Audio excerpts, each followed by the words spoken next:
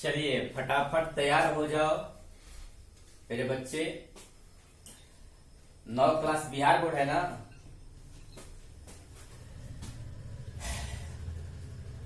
Class 9 Bihar board. मुझे आशा है सब लोग मेरी आवाज को सुनते होंगे। सब लोग को हमारे तरफ से गुड मॉर्निंग। सब लोग को आशीर्वाद भी है, कामनाएं भी हैं कि आप प्रयास करते रहिए, अपने आप को दिखा दीजिए।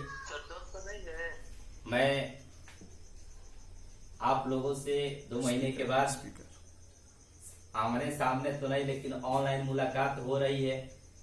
और मैं पप्पू सिंह, आपका हार्दिक हार्दिक स्वागत है ऑनलाइन क्लासेज में जिसमें कुछ बच्चों का नाम मैं ले रहा हूं। कुछ बच्चियां हैं, सुलेखा है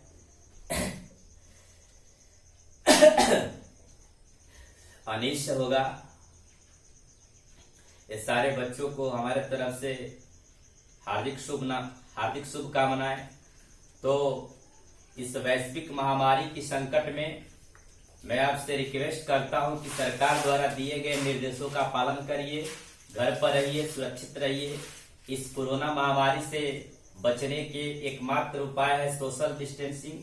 हमेशा लोगों से दूर रहिए, खान पान पर ध्यान रखिए और हमारे जो प्रशासनिक व्यवस्था है, जो डॉक्टर है, जो पुलिस है, इनका सम्मान कीजिए, इनका आदर कीजिए और आप इस महामारी से निपटने के लिए भी प्रयास करिए। लोगों को जागरूक करिए, सरकार की सहायता करिए और अपने स्वास्थ्य पर विशेष ध्यान दीजिए। अपने मम्मी और पापा का आदेश मानिए, उनके इच्छाओं का जो है पालन करिए, बड़ों का आदर करिए।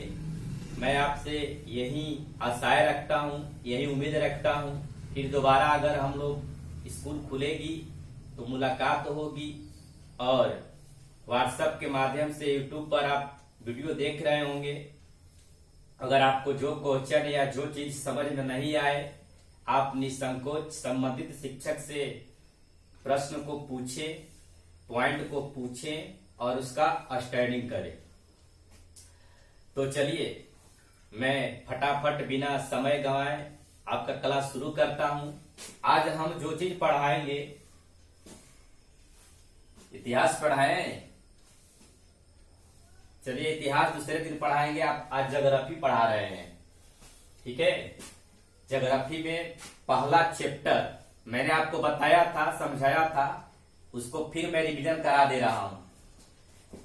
सब्जेक्ट है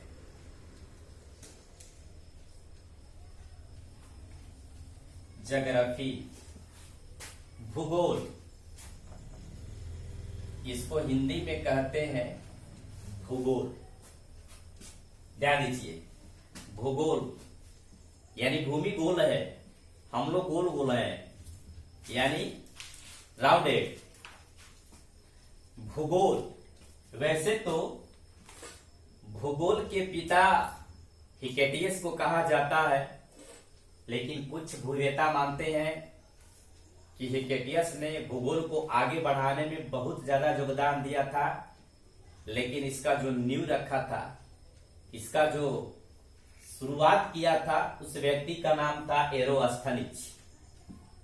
और जो चैप्टर है आपके क्लास का फर्स्ट चैप्टर, उसका नाम है भारत स्थिति एवं विस्तार। स्थिति एवं विस्तार।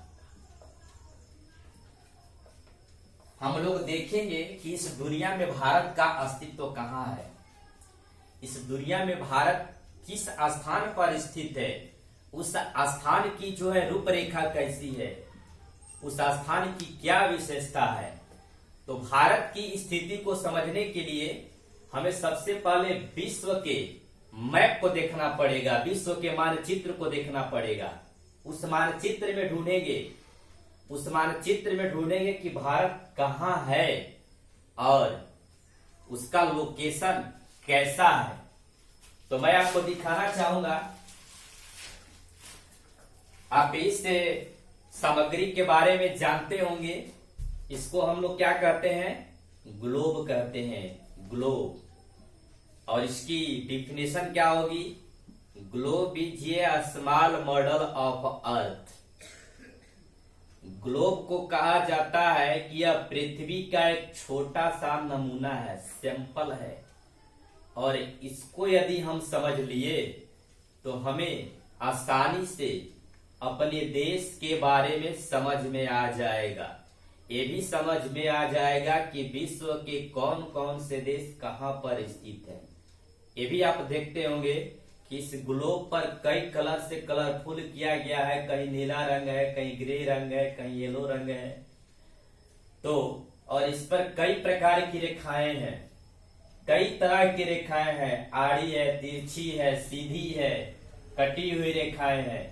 इन रेखाओं को जानना बेहद जरूरी है, क्योंकि आपका भूगोल का सबसे पहला जो चैप्टर है हमें इसी को समझने के लिए बताता है।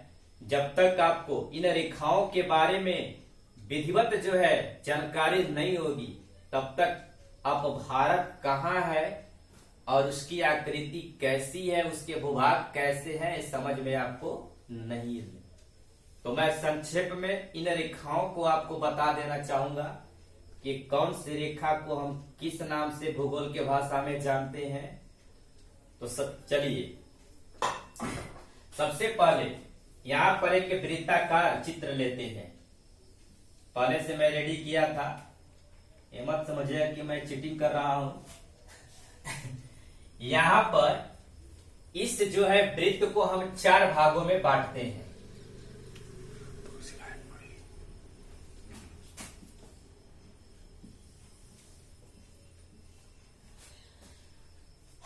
और मैप में हमेशा उत्तर की तरफ, ऊपर की तरफ नॉर्थ होता है, नीचे की तरफ साउथ होता है।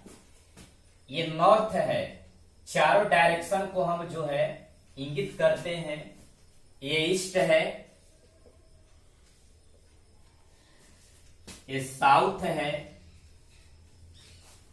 और ये वेस्ट है। हमने इस प्रकार के ग्लोब को सीधा 2 भागों में डिवाइड किया। एक ऊपर से लाइन खींचा और एक सीधा इसके बीच में लाइन खींचा। यहां पर हम अगर इस वृत्त का सेंटर पॉइंट ले लेते हैं तो यहां पर कोण बन रहा है। यहां भी कोण बन रहा है, कितने डिग्री का? 90 डिग्री का। यहां भी 90 डिग्री का, यहां भी 90 डिग्री का। ये 90-90 डिग्री के जो है कोण बन रहे हैं। यानी इसमें ये देखा जा रहा है कि अगर बीच में हम सेंटर पॉइंट लेकर रेखा खींचते हैं तो इसके 4 जगह पर जो है 90-90 डिग्री का कोण बन रहा है। तो चारों को जब हम ऐड कर देंगे तो पूरा का पूरा वृत्त कितने डिग्री का होता है? 360 डिग्री का होता है। और इसके आधा कितने डिग्री का होगा? 180 डिग्री का होगा। ध्यान दीजिए,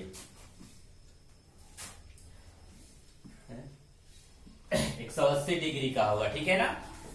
तो सबसे पहले हम यहां पर लेते हैं, इसके बीच में एक 0 मान लेते हैं। 0 डिग्री ले लेते हैं। तो 0 डिग्री यानी ये हमारे वृत्त के बीचों बीच से होकर गुजर रही है। यानी यहां से हमारा जो ये वृत्त है 2 भागों में बट जा रहा है। ये जो गोला बना है 2 गोला में बट जा रहा है, यानी गोलार्धों में विभाजित हो जा रहा है। तो नीचे वाला जो आधा भाग है ये हमारा कहा जाएगा दक्षिणी गोलार्ध, और ऊपर वाला जो आधा भाग है इसको हम कहेंगे उत्तरी गोलार्ध। यानी ये 2 गोलार्धों में डिवाइड हुआ, नीचे वाला दक्षिणी गोलार्ध और ऊपर वाला उत्तरी गोलार्ध। यानी और ये जो रेखा है जो हमारे इस वृत्त के 2 भागों में बांटी गई है, थोड़ा इसको हम मोटा कर दे रहे हैं। इस रेखा को हम सीधा इक्वेटर लाइन कहेंगे। इक्वेटर लाइन यानी इसको हिंदी में कहा जाता है विषुवत रेखा। विषुवत रेखा, इसको हम क्या कहेंगे? विषुवत रेखा। यानी विषुवत रेखा का अगर डेफिनेशन आप दीजिएगा तो इस प्रकार दे सकते हैं कि ग्लोब के बीचों बीच पश्चिम से पूरब की तरफ खींची गई काल्पनिक रेखा को हम विषुवत रेखा कहेंगे। ग्लोब के बीचों बीच पश्चिम से पूरब की तरफ खींची गई काल्पनिक रेखा को हम विषुवत रेखा कहेंगे। विषुवत रेखा के बारे में आप जानते होंगे, यहाँ सबसे ज्यादा गर्मी भी पड़ती है और तो और यहाँ का जो समय है सेम होता है, यानी यहाँ दिन रात की अवधि समान होती है, सिमिलरिटी होती है यहाँ पर। और इसके बाद हम आगे बढ़ेंगे। विषुवत रेखा के भी समानांतर कई प्रकार के ग्लोब में रेखाएं खींची जाती है, जैसे देख सकते हैं ये भी है, ये भी है, यानी कई तरह की रेखाओं को जो है खींचा गया है। तो विषुवत रेखा के समानांतर पूरब से पश्चिम की तरफ जो काल्पनिक रेखा खींची जाती है, जैसे मैं यहां पर ले लेता हूं 1 2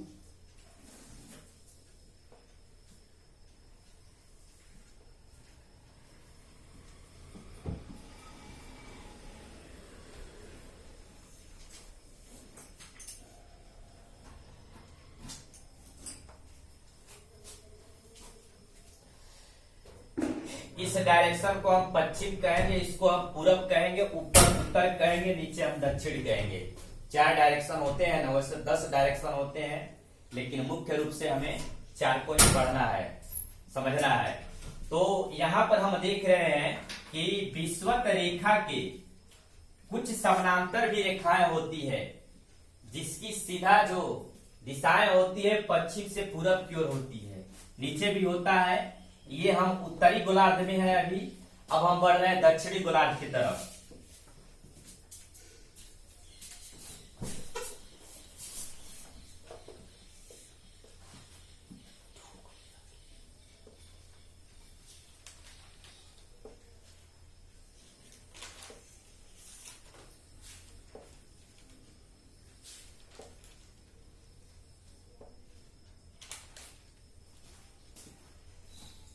इस प्रकार की हम लाइन को खींचा, जिसकी जो दिशाएं हैं पश्चिम से पूरब की ओर या पूरब से पश्चिम की तरफ है।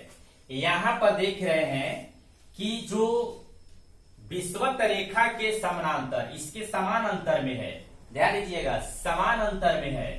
विषुवत रेखा के समानांतर जो पश्चिम से पूरब की ओर काल्पनिक रेखा खींची जाती है, उस रेखा को हम कहते हैं अक्षांश। क्या कहते हैं? अक्षांश। यानी अक्षांश का मतलब ये है कि ये रेखा सीधी होती है, ये रेखा सीधी होती है जो विषुवत रेखा के समानांतर होती है। ये रेखा सीधी होती है जो विषुवत रेखा के समानांतर होती है। इस रेखा को हम जो है अक्षांश कहते हैं, यानी लेटीट्यूड कहते हैं, लॉन्गिट्यूड कहते हैं। इस रेखा को हम अक्षांश कहते हैं। इसकी जो संख्या है ग्लोब पर लगभग 90 इधर, यानी 9 और 9 18 होती है, यानी इसकी संख्या 9 होती है। यहाँ पर देखा जाए तो इस पर हम 10-10 डिग्री का कोण लेते हैं। यहाँ पर 10 डिग्री, यहाँ पर 20, 30, 40, 50, 60, 70, 80 और 90। इधर भी ले लेते हैं 10, 20, 30, 40, 50, 60, 70, 80, 90। 90 नीचे, 90 ऊपर, यानी अक्षांश की संख्या कुल कितनी हो गई? 180। और एक हो गया आपका इक्वेटर लाइन, विषुवत रेखा हो गया। अब इसका कोण कैसे बन रहा है? तो यहां से सीधा लीजिए, यहां से स्केल खींचिएगा तो यहां पर 10 डिग्री का कोण बनेगा, यहां पर 20 डिग्री का कोण बनेगा, यहां से 30 डिग्री का कोण बनेगा। ऐसे ऐसे करके यहां पर आपको जो है 90 डिग्री का कोण बन जाएगा। यानी 90 ऊपर 90 नीचे, कुल मिलाकर कितने अक्षांश हुए? 180 अक्षांश हो गए। तो अक्षांश की परिभाषा है कि विषुवत रेखा के समानांतर पूरब से पश्चिम की तरफ खींची गई काल्पनिक रेखा को हम क्या कहते हैं? अक्षांश कहते हैं। विषुवत रेखा के समानांतर पूरब से पश्चिम की ओर खींची गई है, उसको अक्षांश कह सकते हैं। या विषुवत रेखा के समानांतर उत्तर से दक्षिण की कोणिक दूरी को भी, यहाँ पर ध्यान दीजिएगा, कोणिक दूरी मैं कह रहा हूं। अब जब डायरेक्शन बदल जाएगा तो कोणिक दूरी में आ जाएगा।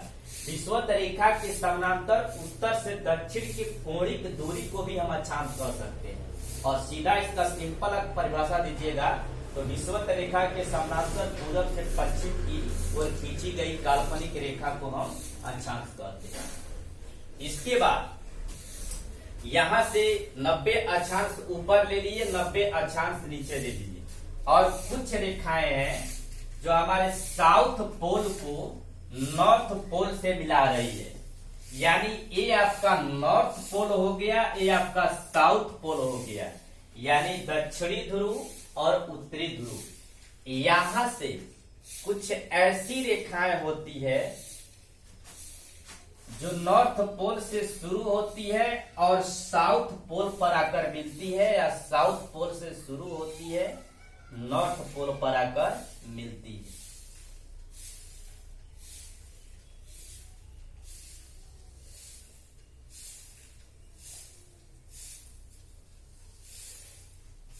देख सकते हैं आप, यहां से शुरू होती है नॉर्थ पोल पर और आकर साउथ पोल पर मिल रही है।